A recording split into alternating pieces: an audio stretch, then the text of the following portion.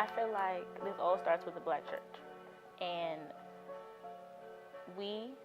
us, we need to not take apart the Bible, but figure out what still applies today. I think Morgan is a production of the Black church. Yeah.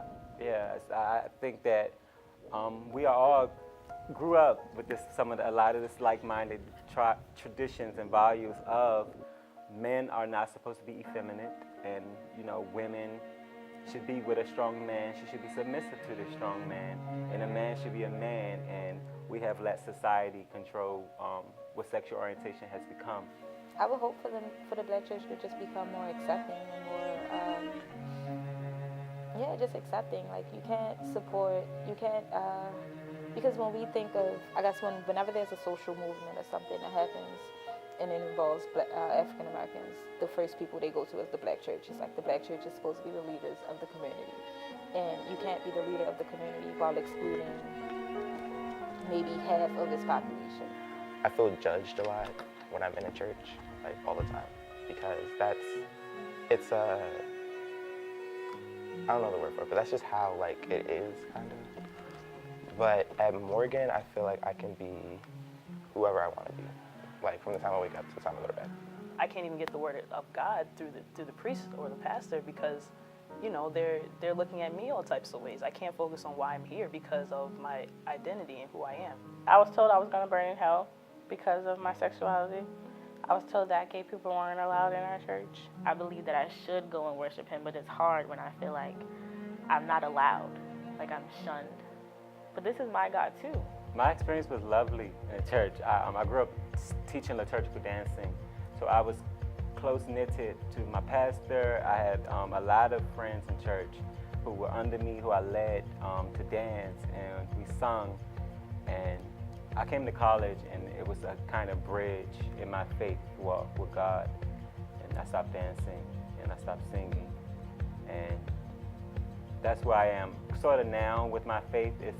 It's kind of been where I had to choose my faith or, I guess, my lifestyle. And I don't want it to be that way. I actually went to a church last weekend.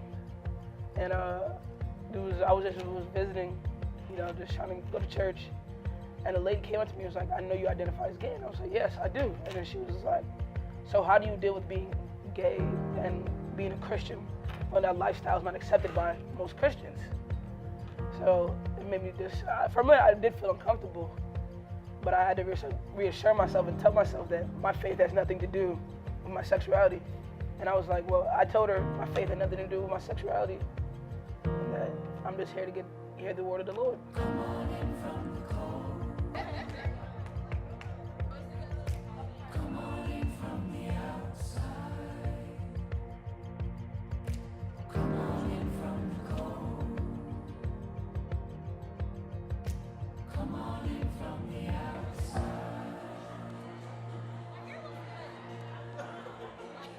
As a person who considers themselves an ally of the LGBT community, one of the ways that I serve that community is by giving voice not only in the room full of LGBT people, but also outside of that room. So if you have a voice and you support a particular community, you have power. If you have access, if you have an opportunity, use that access, use that power, use that opportunity to give voice, to raise awareness about that particular group.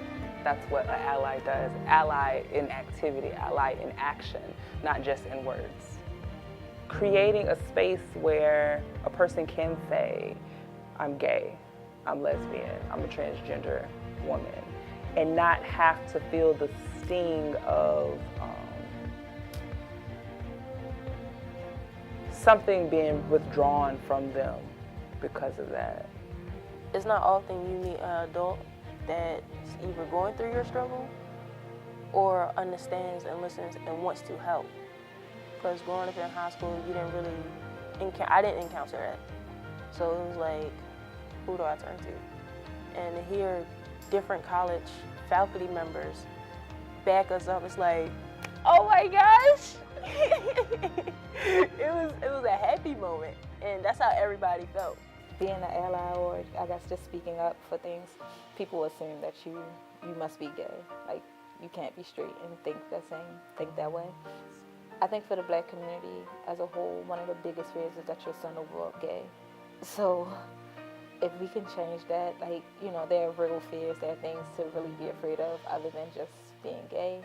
I would hope that we can get past that and not continuously pass that down to, you know, the kids and future generations, because they don't see anything, like, you know, they don't really know that anything is wrong until you tell them it's wrong.